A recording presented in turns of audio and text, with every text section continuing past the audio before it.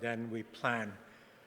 Um, I'm going to talk a little bit about pyogenic granuloma and in the head and neck area. And the new term is lobular capillary hemangiomas.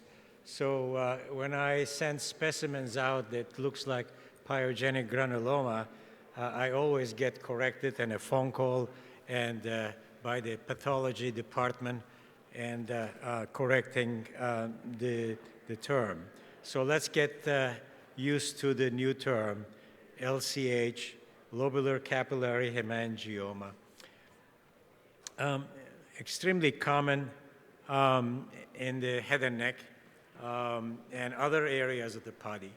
It usually occurs following mucosal injury, an abrasion and proliferation of small blood vessels forming, and they continue to grow, irritate the area after a trauma, and you know, the angiomatous growths can cause bleeding, not severe bleeding, nuisance type of a bleeding that is on and off, and the lesion continues to grow. This is on the tongue following an injury, either a heat injury or trauma or foreign body, etc. Usually is attached to the bottom of the normal structure and must be totally removed, and the base must be totally coagulated. You can use a needle tip cautery. I'm not going to make a case for the use of a laser here, not necessary. And the goal is shave it off and ablate the remaining surface that there is nothing really vascular that it can reform. And that usually heals secondary, and there's a scar tissue. Here's one in the ear canal, you know, and I've seen several on the ear canal. The therapeutic modality is the same, and you kind of shave it, and local anesthesia. I inject this one retroauricular area. If the color is on the red side, it's a good idea to blanch the granuloma or the hemangioma first and find the base. Especially if it's pedunculated, it really makes it quite easy to shave it off. And once you kind of blanch the region, decrease the blood supply, then you go in contact. That's when you start generating some smoke in a contact mode. And you shave it off, resect it. It comes out, and then send it to pathology. Don't call it pyogenic granuloma. And the base needs to be coagulated a little bit more to get much better ablation of the origin of the lesion. So that's that, and proper healing of the region, it takes care of business. On an H&E stain, this is a polypoidal growth with vascular proliferation. And typically you see these small blood vessels. It reminds you any hemangiomatous lesion. Recent literature shows actual more findings, and we'll discuss that in a couple minutes. So, in the nose, other than the nasal obstruction, the other finding is recurrent bleeding. And I usually manipulate the lobular capillary hemangioma to find the neck of it and the attachment of it, and then work on that attached area, regardless of the size. This is quite large, and we're going to shave that, ablate that, remove it, and take it out in one piece, sent to pathology, etc. And once it's out, again, base needs to be coagulated properly, and then put some ointment, and you're done. A smaller version here, right on the septum. So I have a theory why this septal lobular hemangioma, capillary hemangiomas, they form, is excessive cauterization with any instrument, and improper control of blood vessels on the septum, or packing excessively, and that's that. And the one on the right-hand side had this, obviously the one on the left had a large attached area. The one on the left has its pedicle. And what I did is blanch it first, decrease the blood supply, shrink it, and go on a contact mode, remove it from its base, coagulate the base, put some ointment, no packing necessary, and treat that redundant mucosa so it will not reform. In fact, when we talk about control of bleeders, there are certain capillaries that we directly can ablate. Since the laser is highly absorbed by the high red color, you can easily treat that in a non-contact fashion. So the difference between silver nitrate cauterization and cautery or laser cauterization is significantly different. Look at the amount of mucosa that is really coagulated with the silver nitrate. It's a huge region. It sloughs, it becomes crusty, and it's significant trauma.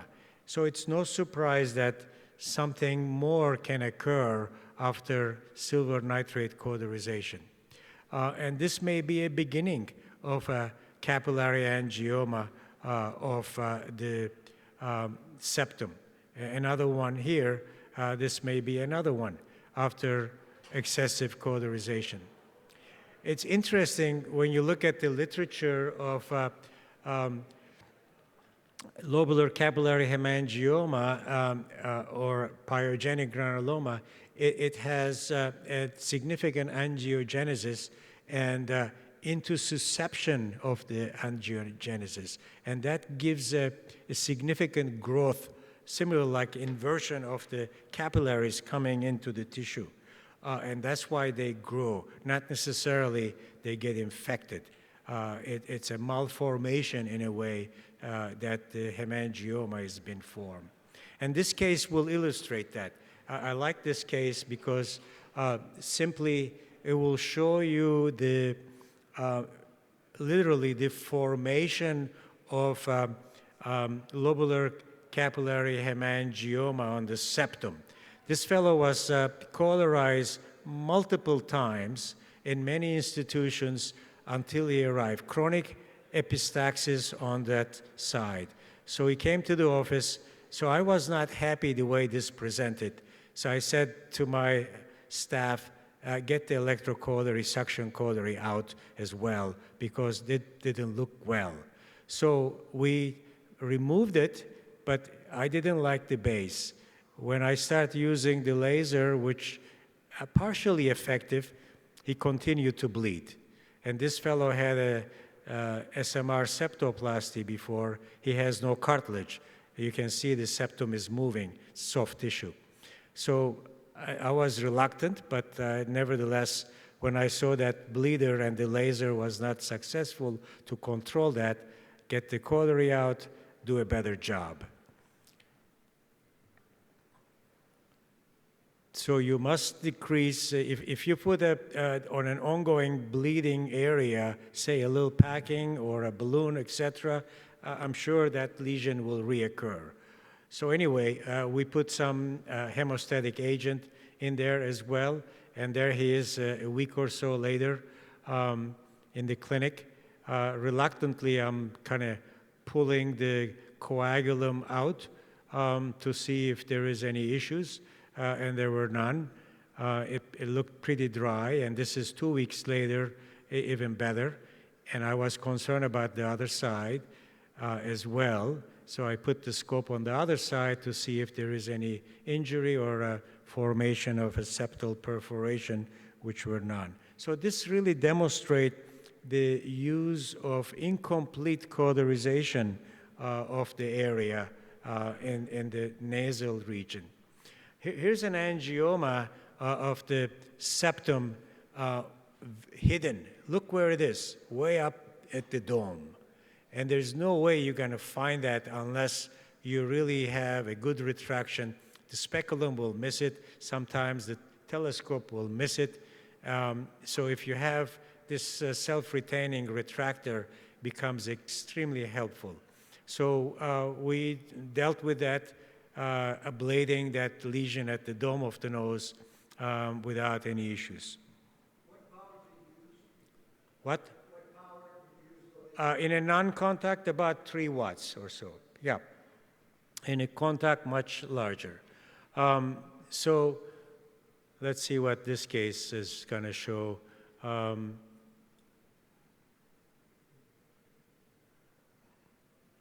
Yep, here's another one, much more lobular. This one obviously flat. It doesn't have any pedicle. The one that's flat is much harder to remove because you have a huge underlying surface that you have to ablate, as opposed to having a small pedicle, which can be much easier. And so local anesthesia, I inject sublabially. In fact, when I do nasal valve work, I go underneath the lip and inject both sides sublabially. If I'm treating epistaxis and anterior part of the nose, I prefer to go sublabial rather than injecting directly into the nose. Much better tolerated, easier to numb the nose, and I use some pledgets, et cetera, et cetera. So the message here is treat the entire lesion, remove it, send it to pathology. It's not a pyogenic granuloma, it's a lobular capillary angioma, and certainly complete removal and base coagulation is really the cure. And in my hands, I think the laser does a great job in treating that. And if you do have the nasal retractor, such as in this case, we did it with the speculum, you see the difference. You know, the speculum ties up one hand, no question. And either though you're using a headlight or a retractor, et cetera, you need another hand, and that's why the self-retaining valve speculum helps out. Okay, I'll stop here. Any questions? Is Dr. Metheny? No. Okay. Dr. Kandula, you're going to go next because Dr. Metheny is going to be delayed. We're running ahead of schedule. So we're going to put you next and then wait for Keith to arrive.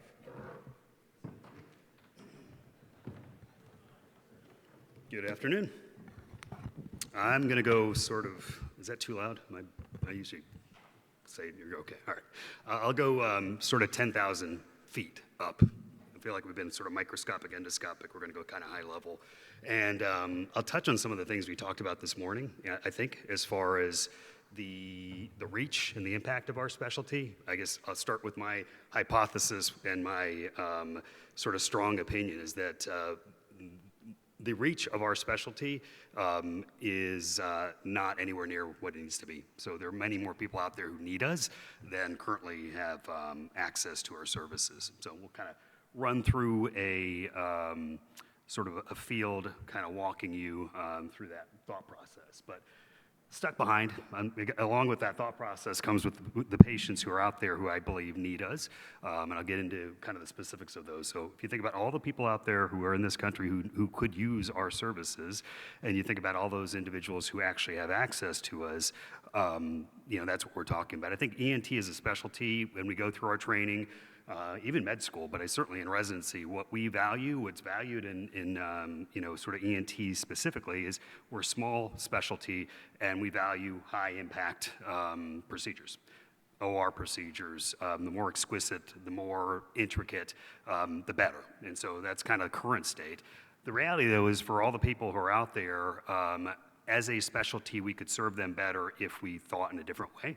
So, we talked a little bit about this morning, but as far as having an office-first mindset is one way to do that. Patients don't care about our ORs. They actually don't care about our fancy procedures. They care about the issues that they have, and they're looking for a way out of the problems that they have is sort of the bottom line. Part of the construct, I think, is, again, how we're trained. I think we all come through academic medical centers. We all have operating rooms. That is sort of who we are focused on. And most of us receive our patients as referrals from primary care docs. If you're employed by a hospital system or an academic medical center, most of those patients are coming in, through the system. And so in my sort of analogy here is I feel like we have our backs turned to the people who need us because we're serving the system instead of our patients. There's a different way, which is simply turning around. And I think if we approach all those folks who are out there who need us, that would be a much greater service, to the world, but certainly this country. This was touched on earlier today, but I think over the last 5 to 10 years, there's been a pretty significant awareness on airway issues. There's a few books. GASP came out, I think, about 10 years ago at this point. JAWS was another one. Breath is one that came out a couple years ago. Those 3 books, I think, for lay people in particular, but even people in the medical community, have started to create an awareness about the importance of airway issues. And so it's out there. People are asking, and we talked about mouth taping this morning. We talked about these variety of interventions, and the other thing that's been talked about is the power of the nose. So this is just from last year, so 2023. This is GQ magazine. Yeah, GQ magazine. The year of breathing through your noses. And that sort of focus, I don't think we've ever had in our specialty, prior to till now. As far as who has dominated the playing field in these issues, I'd say dentistry in particular has really gravitated to this. The 2 of the 3 books that I showed you before were really written from a dental perspective. Breath, the last one, was written by a journalist with some ENT input, thankfully, but quite a bit of sort of dental-focused concepts. So, the slides I'll show you here momentarily just kind of walk through what normal people out in the world are seeing. And they're seeing not our voices, but they're seeing, mainly dentists' voices talking about these issues, which, in my strong opinion, these issues are ENT issues, these issues are nose and throat issues, and our voice is really not out there at all, honestly. So mouth taping we've talked about. Oral appliance therapy is a very effective alternative to CPAP therapy. Unfortunately, just like CPAP therapy, which can't work well if a nose is not working well, oral appliance therapy cannot work well if the nose is not working well. And yet, unfortunately, dentists, like our sleep medicine colleagues, have to start downstream from the start of the airway, and that's a problem. So nasal stents, I'm surprised. This has been around for a while here, this nasal stent. I've been surprised. If somebody would ask me a few years ago, people would be willingly placing metal stents into their nasopharynx just to breathe properly, I would have said there's no way, but this is what's happening. And for many people, it's helping them. Once again, dentistry is sort of at the forefront. Mouth breathing is something that's starting to get awareness and understanding, which I think is a good thing. But I think as far as all of this, we talk a lot about lasers today. This is, just to be clear, this is a laser company that's targeting dentists to target patients to get them in for soft palate treatments for snoring and sleep apnea. So these aren't my pictures, just to be clear, but I guess to me the look is more of a strong gag reflex versus the absence of one. But you take it for what it is. So again, kind of rattle through these, but I think clearly there's the attention of these issues that has sort of been out there most recently, and we'll kind of snap through here. We'll get to oops, I lost my thing. So I said it before, where are we in this conversation? And unfortunately, my strong opinion is we aren't at all on the playing field. Nobody knows about it as a specialty. These issues are airway issues, nose issues obviously, throat issues like sleep apnea, but we're completely absent. Our voice is not heard, therefore people have to try to figure out what they need to do, and they'll do whatever they need to do to try to find a solution, whether that's going through a dentist, going through a pulmonologist, so a lung doctor to treat a throat issue, things like that. As far as this concept of an airway crisis, and we've touched on it a little bit this morning from a few different angles. I am a firm believer that there actually is an airway crisis, that as a species, when we talked about the kids this morning, all those kids that we talked about this morning are going to grow up into adults, and if they didn't have the issues addressed when they were children, that nasal obstruction, that mouth breathing, the impacts of those things are going to carry forward into things like sleep apnea and other things like that, which I think for us as ENT specialists, we see patients who come in front of us, but I don't know that we tap into how impactful these issues are. And so if this works, I'm going to have a little video here, hopefully. It's got volume. My wife was either not sleeping in bed with me or wearing earplugs to bed and getting pretty freaked out when I would stop breathing for long periods of time. I've had sinus problems my whole life. I got winded really easily because it was hard to breathe through my nose. I remember snoring since I was 6 years old. I also remember not wanting to go to friends' houses and sleep over because I was too self-conscious about my snoring. She woke me up multiple times throughout the trip, terrified that I couldn't breathe. If I would stop breathing, she'd elbow me and say, "You're stop breathing again." As long as I can remember, I've had issues breathing through my nose. My friends and family and whatever else would pick on me because I'd always be spitting, I'd always be breathing through my mouth, I snored even as a young kid. I never got a good night's sleep. I mean, it was terrible. You can't get rest and you can't focus on what you love. A nose that's working combined with a throat that's open is powerful. So, I've got the same slides here that were covered in that video, but I think when you hear individual stories about the power of the conditions that we treat, it should be impactful. And I think we tend to minimize it because we see these things so frequently, but when we look at the world and we look at this country in particular, we look at the number of people who are impacted. So this number, upper airway issues, would be chronic sinusitis, allergic rhinitis, snoring, sleep apnea. This is in adults. It's a significant number of individuals who are impacted by the conditions that we treat. Again, I'm not going to cover everything, but I don't think any of these stats are particularly novel to you. I think one thing that might be novel, I don't know, I don't think it's that big of a controversy here, but obstructive sleep apnea is a throat issue 100% of the time, just with clarity, yet we are almost never involved in the treatment of those patients. We're involved only after somebody who's not a throat specialist taps us on the shoulder and says, "Can you help?"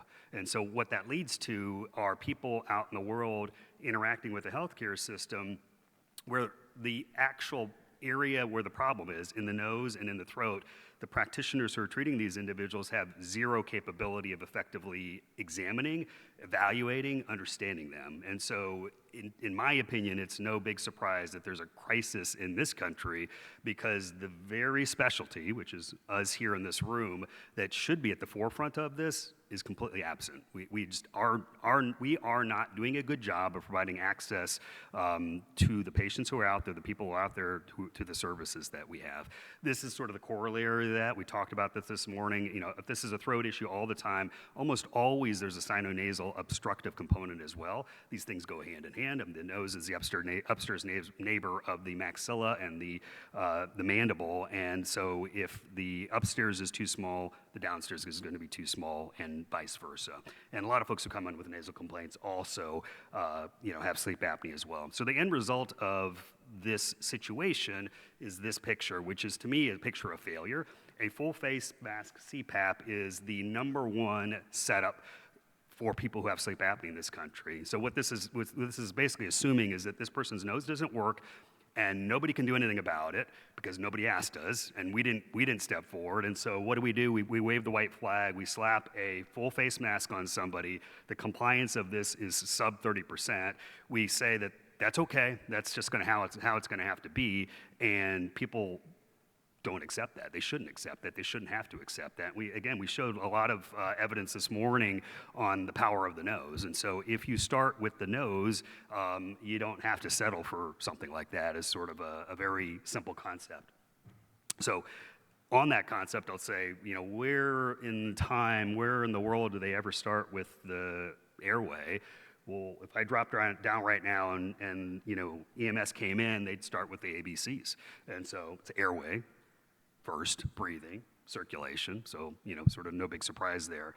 I think from a sleep standpoint, and again, we touched on it this morning, I think with clarity, from a sleep standpoint, it's no different. It starts with the airway, and your airway starts with the nose, and if your nose isn't working, let's get that working before we focus on anything downstream from there. So breathing is secondary to the airway, and actually circadian, meaning that if somebody has coexisting sleep disorders, so insomnia or other issues, that we can, understood. I guess we can accept that as a part of the situation, but you need to still start at the beginning. And so to make it even simpler, in my opinion, it's simply airway breathing, meaning it starts with the airway. If we start there and keep our focus there, everything downstream from that is sort of within our grasps. And what does that look like at Advent? That's the organization I'm with. We've tried to make this as simple as possible, which is this concept of the breathing triangle. So the two nostrils and the back of the throat, that is a simple area. When you describe it like that, that's the most powerful and impactful area on the face of the earth. And I don't know that we as a specialty give it its justice, its due justice. If any of those areas are not working properly, you're not going to work properly. If those areas are completely obstructed, unless you have a trach, you're not going to exist. And yet, as a specialty, I don't think we do a great job of honoring the importance and power of that territory. So, and it's pretty simple. I mean, obviously, there's the nose upstairs and the throat downstairs. In my simple-minded sort of way of thinking about things, a healthy nose is simply nasal airways patent, sinus airways patent, lining calm, and throat patent. And from a throat patent standpoint, if we're talking about sleep apnea, CPAP can work really well if a nose is working well. Oral appliance therapy can work really well if a nose is working well. So if you start with the nose, because the airway starts with the nose, everything is downstream, like I said. So, and if you don't begin there, if that area is problematic and you try to sort of bypass it with a full face mask CPAP or try to treat downstream from that, it's going to be a problem. And the only specialty that can effectively even evaluate those areas are ENTs. And there's not that many of us around, obviously, but there are a lot of people who are unfortunately suffering from these sort of issues. So pretty simple. I'm trying to keep this at a very, very high level. I think from a long story short standpoint, my simple ask is to start maybe thinking about things slightly differently. So if this is kind of our current reality, we've talked about a lot of the sort of office-based, office-first mindset. If you shift your perspective from trying to sort of, really have a high impact, low reach to a greater reach, maybe slightly lower impact and sort of settling for that, what that allows us to do is actually help more people and serve more people in the way that they want to be served. And so in a way that what that's doing is instead of turning our backs to our patients who need us, is sort of turning around to help those folks who need us. So that is all I have. I'm happy to answer questions. Yes.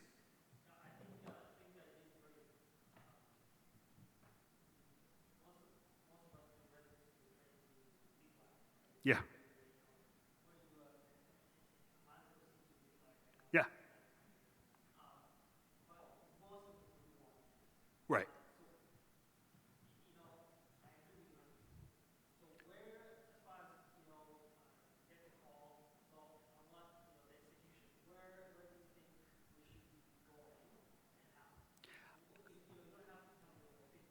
Yeah, I guess to me it's, for those, I think, did you guys hear over here what he was asking? So, yeah, I mean, I think, we are all trained to sort of worship at the big whack. I don't know if anybody wasn't. And there's all glory be to that. I don't have any issues with that sort of concept, but I think the simple action step is trying to think about these issues in the way that your patients think about them, and it's sort of what I was saying before is there is no patient, there's no person, let's just call them, there's no person out there who, if given the choice, let me make it simple, a choice between an OR procedure and an office procedure, unless there's some sort of,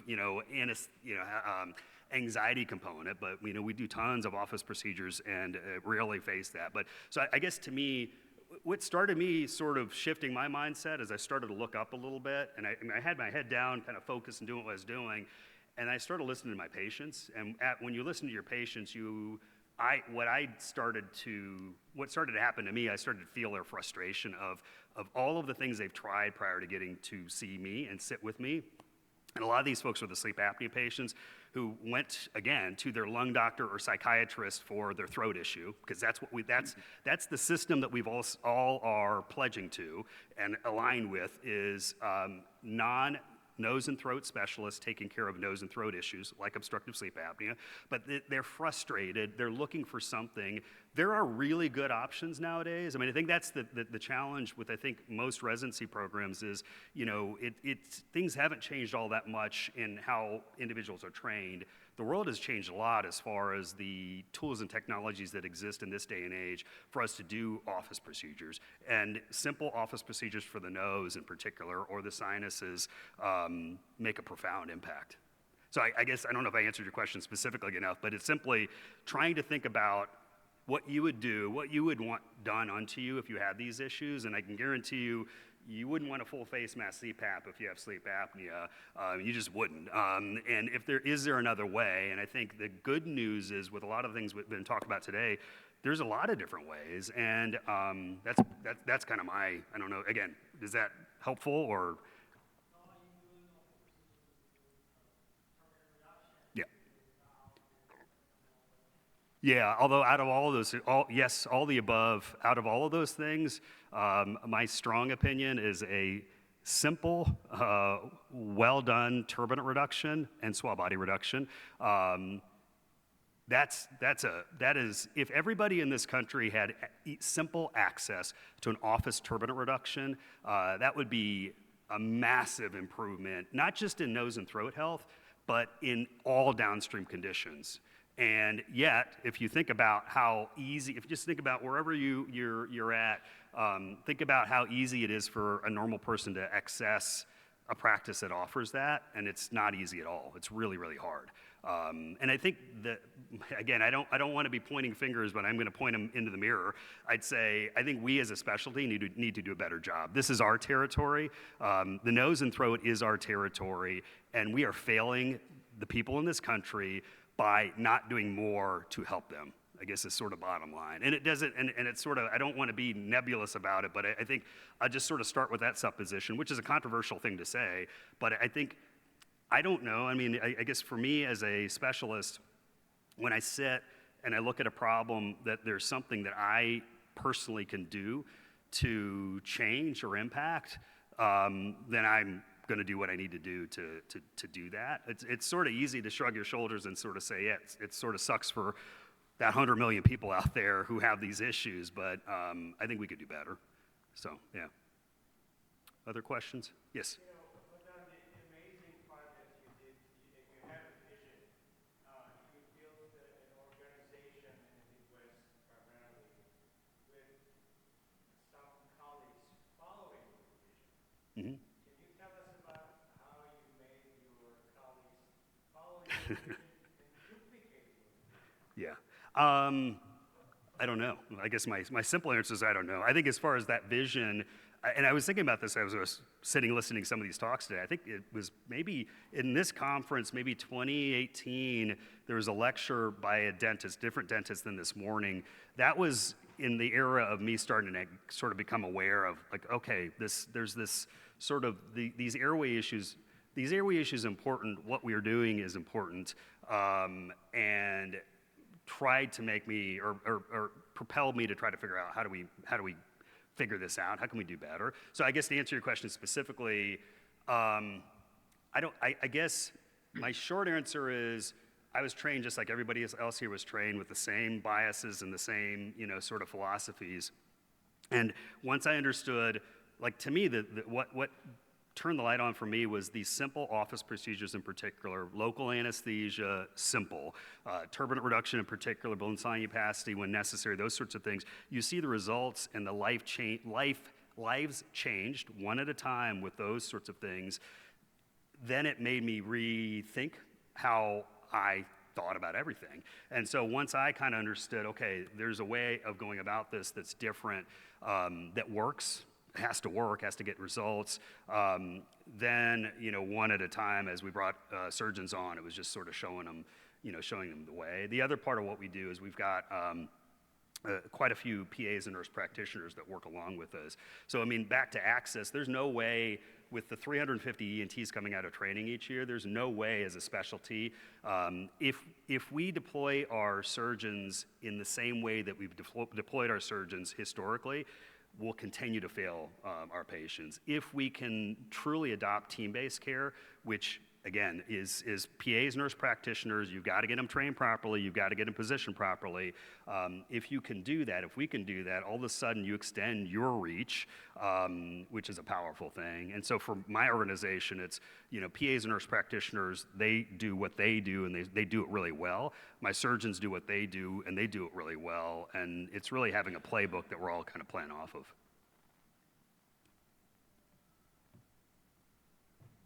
Thank you.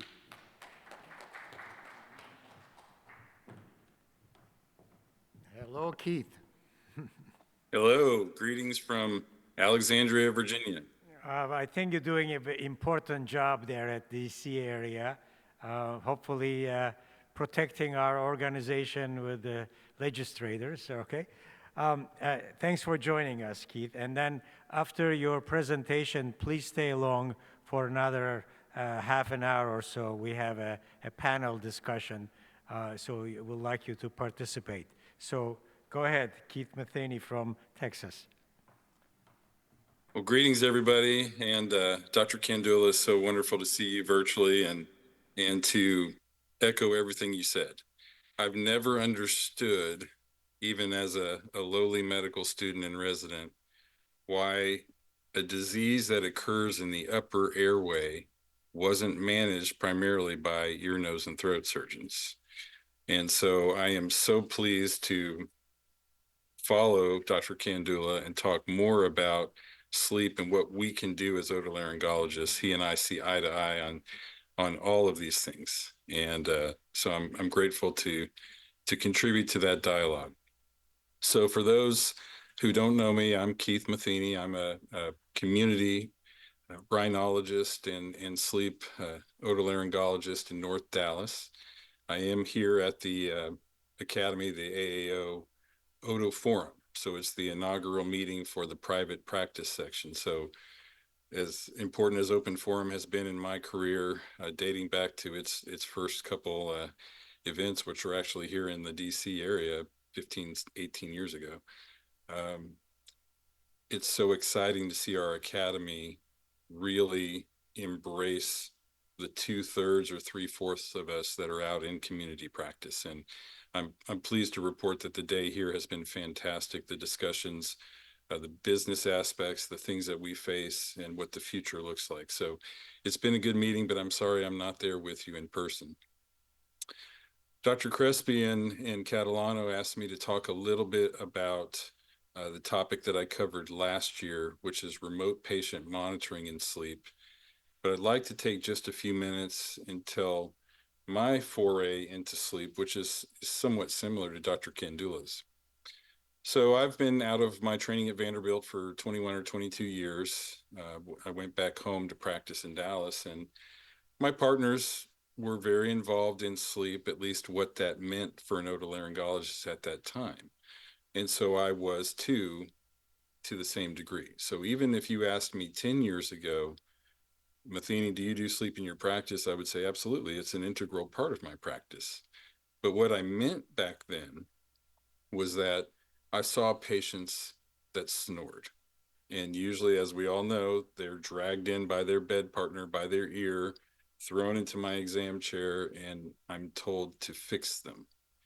And so what that looked like that back then was me doing the physical exam and ignoring the nasal valve and frankly ignoring a lot of the nasal airway, unfortunately, unlike now when that's central in my evaluation of a sleep disordered breathing patient. But then if we decided that yes, your history and physical is suggestive of sleep apnea, I would refer them elsewhere for an in-lab sleep study, and eventually I would refer them elsewhere for a home sleep study. And most of the time I would never see that patient again. They were completely lost to me, and sometimes, unfortunately, all too often, lost before they even had the diagnostic test. If they did have the diagnostic test, it was typically interpreted by a pulmonologist or a neurologist, one of our colleagues, and they were funneled into CPAP. And as Dr. Kandula highlighted just a second ago, and we all know, the compliance rate with CPAP after 90 days is abysmal, well less than 30%. And so those patients really weren't any better off seeing me for sleep. And so I would argue I wasn't doing sleep. I was simply triaging patients to go and fail CPAP 7 out of 10 times.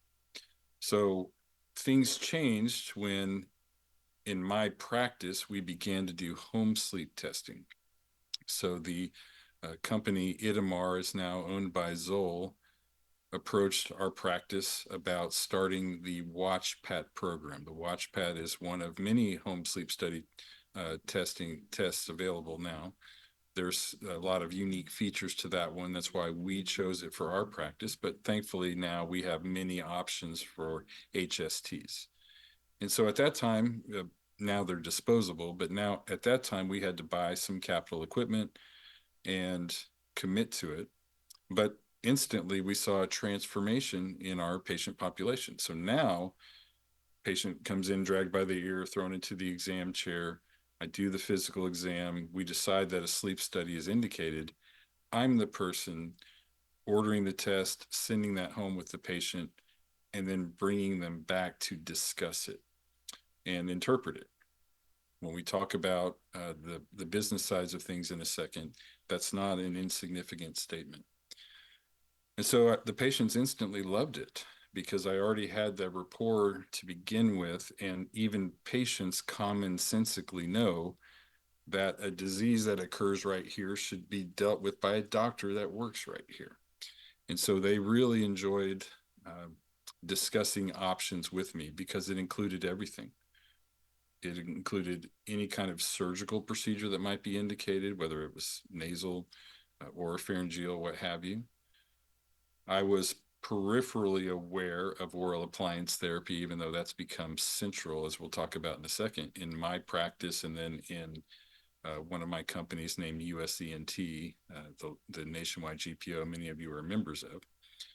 And then other therapies that I'm sure have been discussed today or certainly will be, such as Inspire, and then CPAP.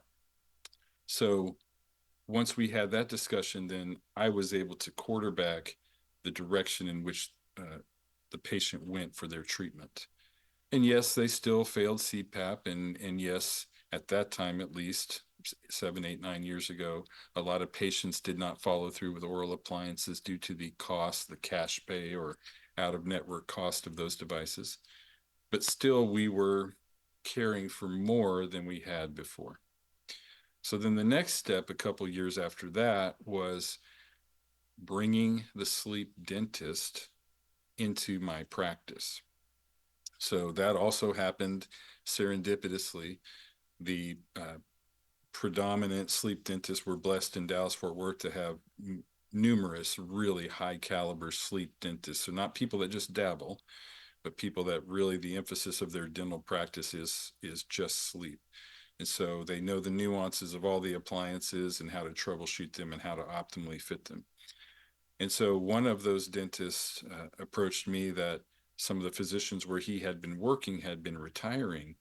And he taught me about this medical dental collaborative. Dr. Kandula has it in Advent as well. Many of us around the country now have this. And so by the dentist being in my geographic location, and there's lots of legalities to this, and each state is different, but in the state of Texas where I practice, I'm able to make this dentist a 1099 contractor. So he's my delegate, probably analogous to how our audiologist or our physician assistant or nurse practitioner would be. So I'm still supervising and he's executing the plan. But because it's in my geographic location and we've structured it where there is no tit for tat, there's no pay per oral appliance or anything like that, that would be a violation of our anti-kickback statutes. And in the case of CMS, you know, you worry about Stark. We went from maybe 1 out of 10 patients referred from for an oral appliance following through to 7 or 8 out of 10. I mean, almost overnight. And the main reason was because the patient was able to run their oral appliances through health insurance, through my NPI number, through their contracts with me. I was in network. And so in many cases, the cost of the exact same appliance was dramatically cheaper. And it at least went towards their deductible if the patient hadn't met it, or if they had. Obviously, we do a lot of these towards the end of the year. Sometimes, oftentimes, the patient has no cost to them. And so that really started making me feel warm and fuzzy about how I was doing sleep, especially compared to how I had been before, because I was completely in control of the diagnostics, generating revenue by interpreting it and the global technical component of doing the test. Then I was either prescribing CPAP when that was indicated. So certainly my severe OSA patients, that was my first line, various and sundry things. So I still prescribed a lot of CPAP. I still do not do DME in my practice. Some of you might. Some physicians throughout USENT do. We do not still. Or something surgical if indicated, or now I was getting a dramatically higher amount of patients into oral appliance therapy. And so that has gone on swimmingly. And the economics of that is a whole different talk, but suffice it to say that even with the cost of the dentist, I pay him a flat fee per half day that he's in my office. Depending on the time of year, he's in my office 1 or 2 days a week. So there's, again, no tit for tat, no correlation to his volume. It's just a flat fee. So accounting for that and my cost of goods, the purchase of the oral appliances themselves, our net revenue between home diagnostics and the oral appliances is well into the 6 figures. I'm talking net revenue. While, oh, by the way, we're doing a heck of a better job taking care of these patients, which is what we should do. So that has all been great. And then this little thing called the pandemic happened, and patients were really conservative with their disposable income. And as we all experienced in our sinus practices and allergy practices and hearing aid divisions, we realized how much of otolaryngology is quality of life, not life and death. And many of us saw a significant dip in our busyness, in our certainly our revenue. And thankfully that's coming back, but it's been 3 or 4 years. But one thing that really helped, and what Dr. Crespi actually wanted me to talk about, one thing that really helped my personal sleep endeavor in the medical dental collaborative was the advent of telemedicine during the pandemic. So several CPT codes had already existed. They predated the pandemic just a little bit, not just for telemedicine, but for a concept called remote physiologic monitoring or remote patient monitoring, RPM. And our cardiologists had started to do that, managing hypertension, for example. Our endocrinologists had started to do that, managing primarily blood glucose. Even bariatric surgeons and those that deal with morbid obesity were monitoring patients during various weight loss initiatives. And I'll explain what I mean by that, but they were really able to continue and I would argue elevate their patient care but also tap into these newer CPT codes for new revenue. So the concept arose in my mind and with a couple of my brilliant friends that we could monitor our sleep apnea patients. Because while I was patting myself on the back and doing a much better job caring for sleep patients than I had 6 or 7 years before, the sad reality was that people were still non-compliant with CPAP after 90 days, and not everyone continued to wear their oral appliance. And we have surgical failures or people that didn't follow through with septoplasty or weren't candidates for Inspire therapy, for example. And so what do we do with them? And I also learned that, yes, once we put a person in CPAP and oral appliance, what have you, I really can't do another sleep study for about 3 years. And so what it follow-up began to look like was that patient seeing one of my PAs at 3 months after the treatment was initiated. And it was pretty much, well, Mr. Smith, how are you doing? Well, my wife's punching me in the arm less, so I guess I'm sleeping better and I'm not snoring as much. Okay, well, that's great. Well, we'll see you in a year. Well, is that patient sleeping better or not? Are they adequately treated or just partially treated? We had no idea, and we couldn't do another sleep study for some interval of time. And even if we did, that was just one moment in time. So we decided that we wanted to monitor patients every night and figure out a way to, if you will, do a sleep study of sorts every night and really look at the overall picture holistically and see how our treatment is doing. So when we, and I'm sure it's been said today, Modern probably started his lecture with it, there's about 25% of this planet is walking around with sleep disordered breathing, diagnosable obstructive sleep apnea or something similar. 25%. We, even in the Western world, have probably only diagnosed about 10% of that. And of that 10%, we're only treating 10% beyond 90 days. So we're treating 1% of the patients. And even though ENT is a quality of life specialty by and large, I would argue that obstructive sleep apnea is the most dangerous disease we care for, short of head and neck cancer. So it's more than quality of life. It's morbid and it's fatal. And so treating 1% is not okay. So then we wanted to see, okay, well, how are we treating that 1%? Are they great? Or are they not? And unfortunately, we've learned that not so fast, they're not always optimally treated. So my brilliant partner in Sleep Vigil developed a software program that can take data from fitness trackers. So Apple Watches and Oura Rings and Fitbits and Garmin's, you name it. And you can pull respiratory data, including SpO2, off of many of these devices. And so conceptually, we wanted to start following these patients' oxygen levels, respiratory rates, those types of parameters while they were sleeping, so that we could see if we were optimally treating them, first of all, but then explore whether we could tap into these remote patient monitoring codes. Long story short, what we've learned is, yes, we can.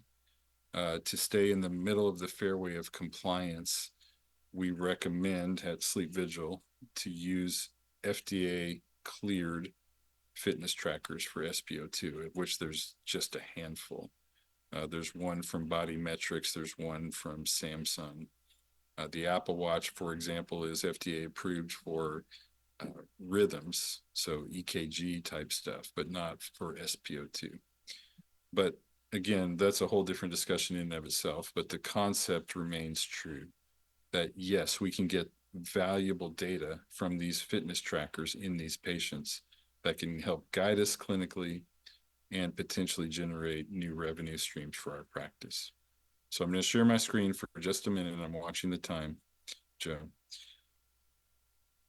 This is two patients, scroll through this real quick. Two patients that we monitored, both were oral appliance patients. Okay, so they'd already been through the whole workup. We decided on oral appliance. They'd been fit and deemed optimal by my sleep dentist. And the patient, by the way, felt wonderful, and their bed partners in both cases said that they were not snoring. So we monitored them uh, for a month. There's some nuances. I'll explain the CPT codes in 2 seconds here. And what we found. Keith, we don't see your screen. Okay. Let's see if I can share that again.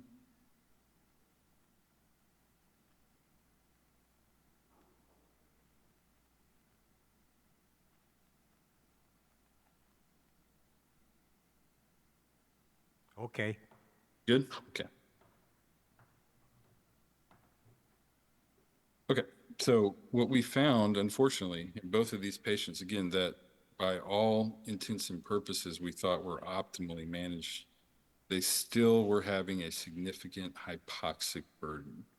So any of you that attend sleep conferences, you know, we're really moving away from using AHI and those kind of derived indices for following success in sleep. And we're looking at more objective measures like the amount of time that a patient is under 90%. Very simple, but in my mind, for most cases, that tells the entire story. If we're keeping a patient in the 90s from an oxygen saturation standpoint, Dr. Kandula and I know that the airway is open from the tip of the nose down to the laryngeal inlet, right? There's no other way that you could keep your oxygen up that high. So unfortunately, what we found in both of these cases, just for the sake of time, that there was still a significant amount of hypoxia. But with a few tweaks to the actual appliances, we were able to, again, monitor them and know that they were optimally managed. So let's get to the good part. Here are the codes, just so you're aware. And I think the team will provide these slides after the course. But the 99543, 4, 7, and 8, those are remote patient monitoring codes. There are other things you might hear of, remote therapeutic monitoring codes. Those can be applicable in OSA, but kind of beyond the scope of this discussion. So let's just focus on these for a minute. These 4 codes generate, well, let's say the 3, 4, and 7 will generate about $150 to $200 per month. The numbers, the 99543 is just a one-time code. It's billed when you set the patient up with one of these fitness trackers and you connect the software to them, whatever the software might be, and you start this monitoring process. 54 is billed monthly, as long as there's 16 nights of monitoring, so more than half of the month, where the physician is receiving data in a unadulterated way. So the patient can't write down some spot pulse ox checks on a sticky note and drop it off with your MA. So this has to come through electronically without any ability to alter it to the physician. And there has to be the ability for the physician's office to communicate back. So that's the 99454. And then the difference between 7 and 8 is how much time per 30-day period you interact with that data. So if you're 20 minutes or under, you bill the 99457. And that doesn't mean the physician has to look at those oxygen curves or respiratory rates for 20 minutes or 40 minutes or whatever. It's anyone in your office. So your mid-level providers, your medical assistant providing bi-directional communication with the patient. All of that counts to build these codes. So in the final analysis, it's very easy. And then, of course, 5.8 is when you do 40 minutes or more of interaction with that data in a 30-day period. So in the final analysis, we went from where I was literally just sending a patient elsewhere for a sleep study just 11 or 12 years ago to now we do the home sleep testing, I interpret it, we decide on treatment, I'm the one making sure they get the treatment, even if it's CPAP outside of my office.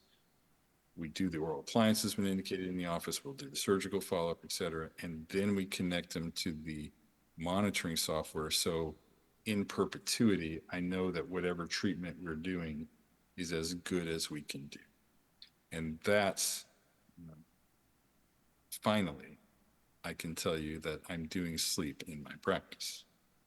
So that's really all I had. Happy to answer any questions, entertain comments, et cetera.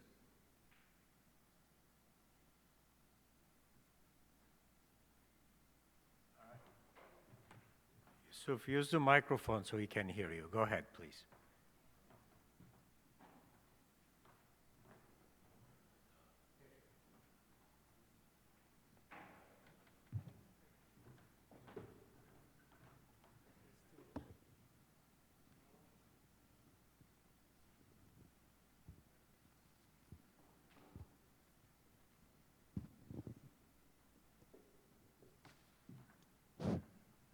Hey Keith, it's Paul Conrad from Quincy.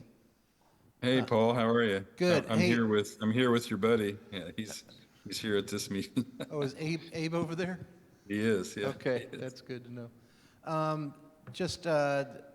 there multiple software programs that will monitor multiple ones, multiple FDA approved, or is it usually one per one? Great question. So our software is device agnostic. It interfaces with about 28 devices, but only 2 are FDA approved. I'm sure by now there are other software platforms that could do this crosswalk, but as far as all we know, we're the only people doing sleep RPM in this way. The big asterisk there is CPAP machines for a long time have had the ability to provide data, but unless you have a plug-in SpO2 to that CPAP machine, you're not getting much beyond just AHI and utilization data. And in our opinion, from our in-house counsel, we don't think that meets the criteria for sleep RPM. So where you're really clear is if you're monitoring some sort of vital sign via a device that's completely wireless, the data is coming to you wirelessly, and is FDA approved, or I should say FDA cleared, to do that specific monitoring. So several caveats where I think it can keep us out of trouble from billing these codes and worrying about clawbacks in the future.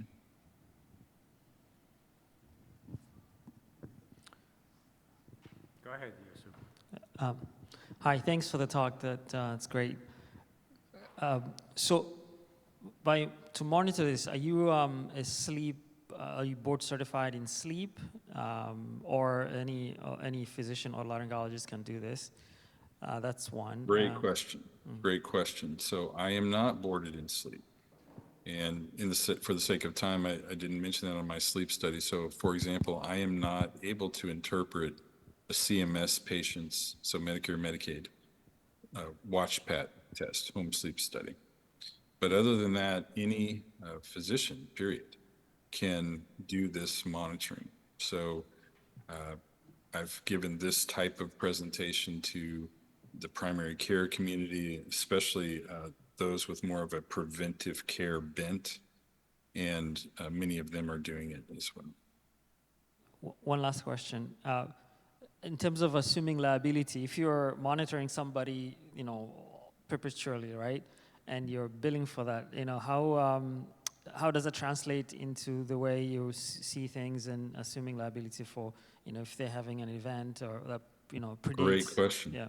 Great question. Yeah. I think it's probably most analogous to how we interpret sinus CTs from an otolaryngologist perspective, kind of have the disclaimers in case we're missing some kind of neoplasm or something, because we're focused on inflammatory disease down in the paranasal sinuses. So similar, and some of that is yet to be adjudicated. What if a person has significant hypoxia at 2 a.m.? Are we now, because I know that, meaning my system knows that, am I liable if that person dies? if they have a stroke. That's kind of yet to be fully adjudicated, but in general, this is designed to review the data and what the cardiologists do with hypertension, because they're obviously much more liable than we are, a much sicker patient population. Or in the setting of endocrinologists, if someone's in extreme hyperglycemia, it's been acceptable that as long as your staff is looking at it the next business day, that's still a heck of a lot better than we were doing just a few years ago. But you bring up a great topic that isn't fully built out yet. Because if you find something the next day, would you call somebody? Like the way we see labs, you see something bad, would you call somebody? You do. So our software program and the other RPM platforms and other specialties, there are alerts that go to the patient, and then there is kind of a chat function where a live person can also connect with the patient. So you have that electronic trail documented in your EHR that you recognized it, you communicated to the patient, something was pushed to the patient immediately, including the call 911 and all the stuff that is at least a partial protection. Keith, are there any AIs programs that are able to help you with that though? Not yet, but that would be amazing, right? Because some of these devices give us a reading every second. And so if someone's asleep for 8 hours and we have to monitor them for 16 nights a month, and most patients, they wear it every night. It's rare for them to miss a night. It's just an unbelievable amount of data to go through. And so that's where I look forward to AI really helping us identify patterns and allow us even to be more predictive, or at least allow the patients to understand certain behaviors. We know the big ones. If you have more alcohol than you normally do, or there's some other reason for a bad night of sleep, you can be more proactive. So yes, there's nothing today, but I think in the near future that will help us interpret just this immense amount of data. One more question for me. So are you changing people's CPAP settings or BiPAP settings based on, and how often would you change that? Are you taking multiple nights of data, seeing the same pattern before you would do that? I would, yeah. At least a month or two. The study that I showed you, those two patients from, we just monitored them for 30 days as a feasibility study. So, but I was alarmed enough by their hypoxic burden that we made those changes. In both cases, the dentist advanced the appliance a couple millimeters. Then we monitored them for another month and saw that they barely even dropped below 90. So I would say a month. Well, thank you very much, Keith. This was terrific. We Thank you, really Joe. appreciate Thank you for your time. Yeah, great.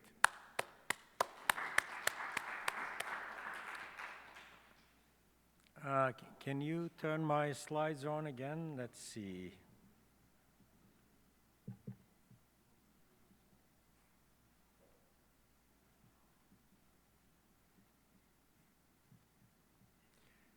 We have another 20 minutes or so. By the way, the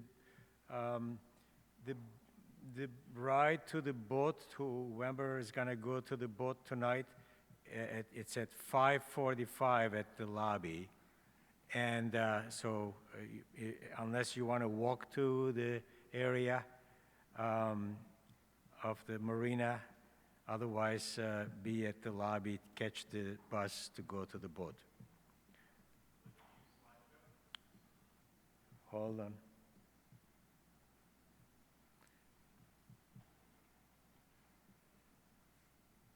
Yep, thank you. We've been doing office procedures for several decades. And if you look at this publication, it goes 20 years. This book is about 18 years. And other subspecialties, plenty of books. I have 3 chapters here, 4 chapters there. This is mine. This is a journal, blah, blah, blah. So why this is not moving forward? I think the time has come and the shift is occurring slowly, but it's happening. period. Why? Because of the future of healthcare, high quality demand, high efficiency demand, and the cost demand that's coming down, population growth, and lack of physical capacities of the institutions and the physicians. We're going to see more and more. And as the healthcare services move away from traditional inpatient facilities to the ambulatory, to the offices, we're going to see more of that happening. And today was a good example. We've seen it in all areas. So the future of healthcare is simpler, faster, shorter, easier recovery.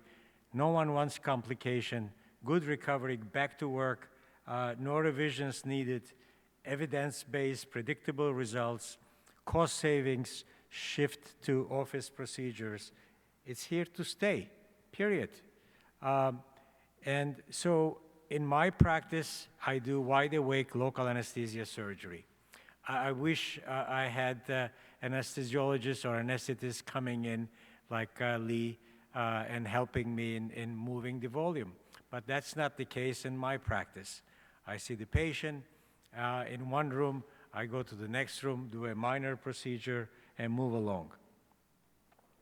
What's hot in our specialty? We heard about airway, we heard about the nose, station tube, the stents, the balloons, the valve treatment, the posterior nasal nerve, sleep apnea, snoring, and next door, they're talking about ears all the time, right? That's that. The American Rhinologic Society did a survey, and who is doing what. And this is old. This goes back a good 6-7 years. And look what's happening. You know, more than half is doing some sort of balloon procedures or nasal procedures in the office. So what's holding us back? I think, and you don't need accreditation, you don't need permission to do this kind of work, particularly if you're doing level 1 office-based surgery.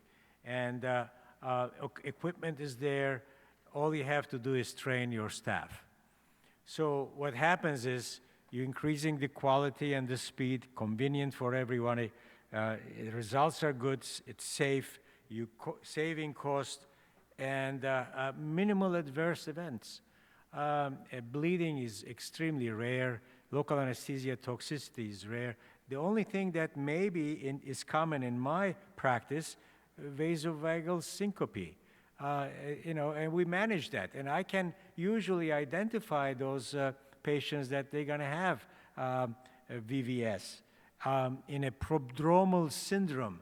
Catch them ahead of time and address it properly, position them properly, prep them properly, and treat that. This came up with one of the posters that is going to come out at the COSM in a couple of weeks.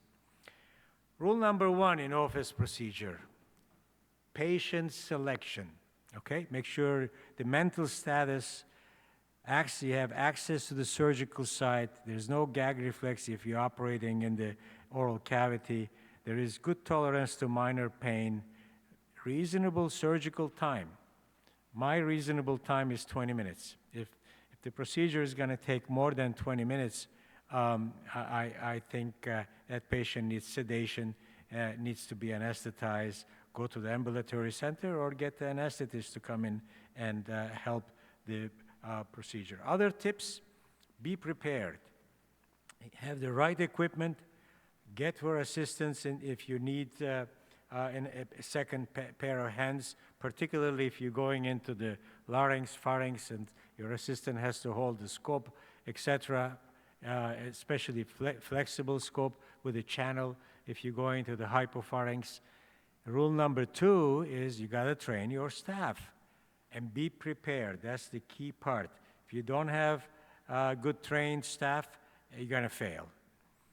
Here's my room, my surgical room, a reclining chair, a tower, monitor, endoscopes, suction unit, and all the tools that we need.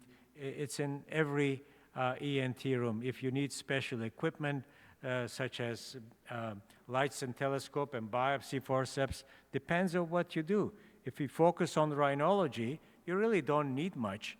Here's a before-after turbinate ablation and septal spur ablation, easy to do. Here is a case of turbinate and septal swell body ablation. Palpate the lesion and treat the turbinate from the front of the nose all the way to the back of the nose. Very easy to address that under topical and local anesthesia. Start from the back and come to the front. No issues. Shrink the tissue, open the airway, great results, minimal downtime, patient is happy, and you move forward.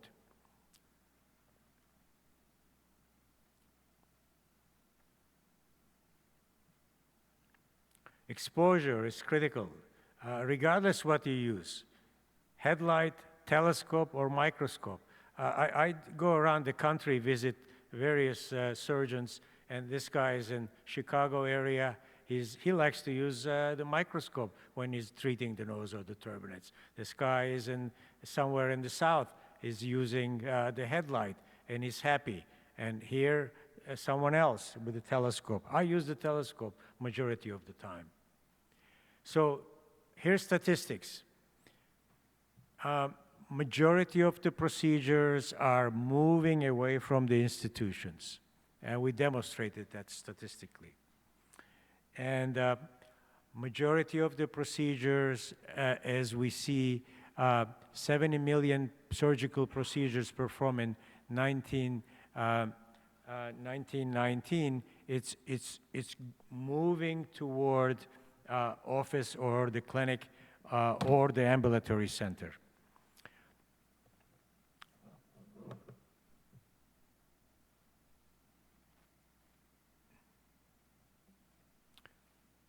I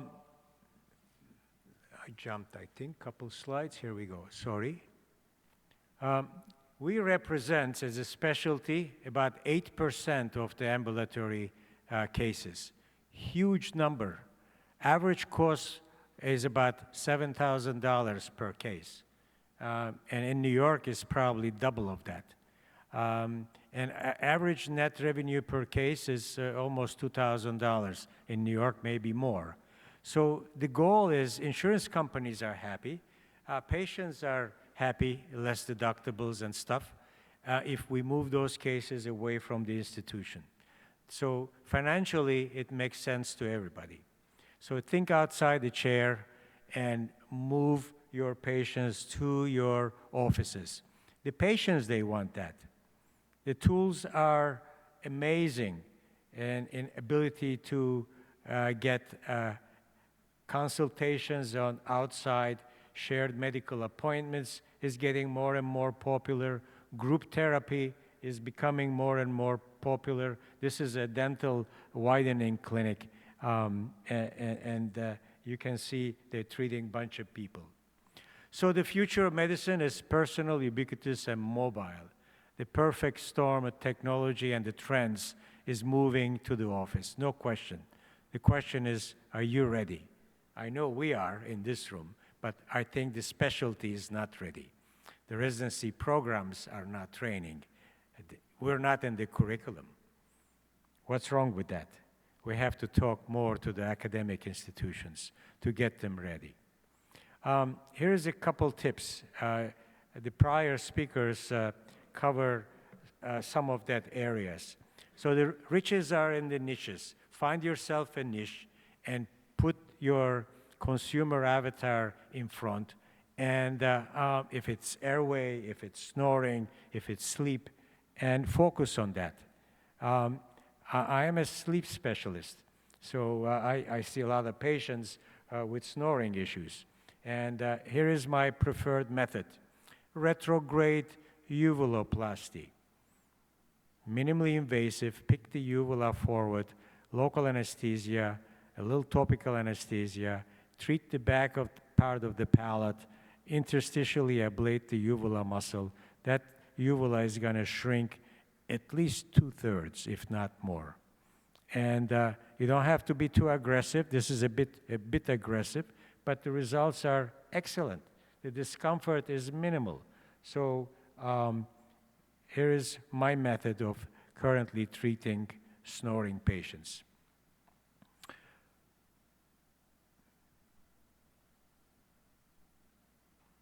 I'm going to stop here. Oh, couple more slides. You see, 1 in 14 patients Google search is health related. This is real statistics, okay? You need to engage your patients that they are checking things. And things are changed. The patient's empowered in a different way. Before, it used to be, I rely on my friends, family, and the doctor to give me my health decisions. Now, I use Google or YouTube to take control of my health. Before, I used to say, hey, I react to changes of my body before I bring questions to the physician. Now, constantly, they have something in their body. They go on Dr. Google and search and get advice right away before they start making appointments or calling you. This is the most common procedures that I do in my clinic.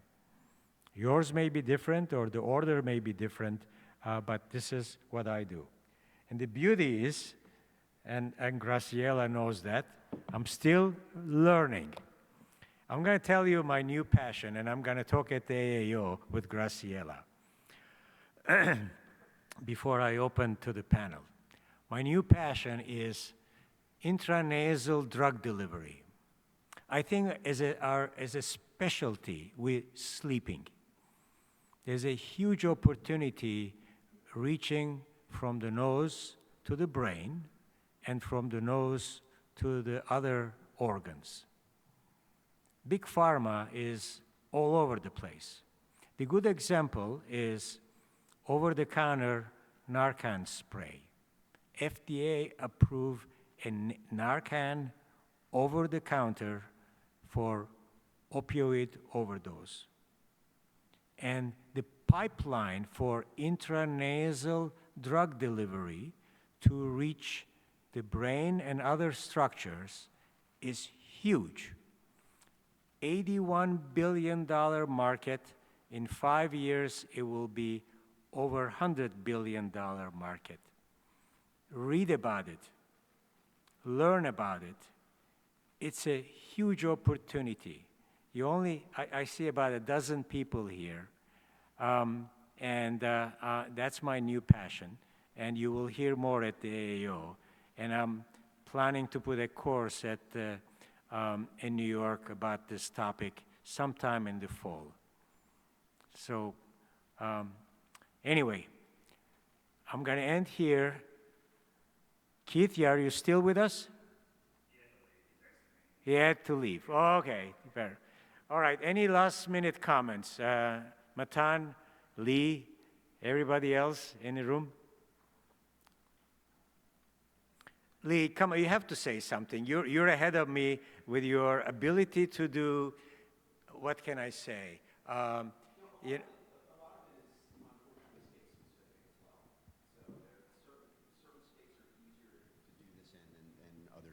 sorry. Thank you. Certain states are easier to do this than other states. So you really have, that's part of, obviously you can do more under intravenous sedation than you can do under local. And doing it under local is really an art. And I used to do it under local, so I know. I thought I was really, really good at it. I was really proud of myself until I started doing under intravenous sedation. I was like, wow, it was great. I was able to do 5 cases in a day, and I thought I was, hot shit. But in the end, under intravenous sedation, I can do 15 cases a day. So, it's, and you're 100% right that it's that everything's moving towards the office, but we've got to convince the insurance companies that it's appropriate to move it towards the office. I don't think they understand how much money they're saving by us doing it there. And we're only getting a facility fee on one code, on balloon codes. We're not getting facility fees on anything else. So everything that I do in the office that I don't get a facility fee on, I'm doing just because of the efficiency, not because I'm I'm really getting paid for it, so to speak. That's really what we need. You know, what we need to focus on is getting those facility fees so that we can actually do it. Yeah, I definitely. Oh, sorry. Yeah, you. I would definitely say that's one part, because when you're going to have groups that own ASC, like the group I'm in, and then the other thing is, you know, what I've seen is your hospital-based ENT as an employee is shying away from doing that as much because of the RVU reimbursement. It's no different. And now, you know, if you get efficient doing it, then I think that's different. But at that time frame to get that, I think it's also, you know, I don't know, it's kind of prohibitive when you're not seeing much increase in your personal income based on the RVUs for if you're a hospital-based employee. So nobody's paying you to play anesthesiologist, psychologist, and ENT doctor at the same time.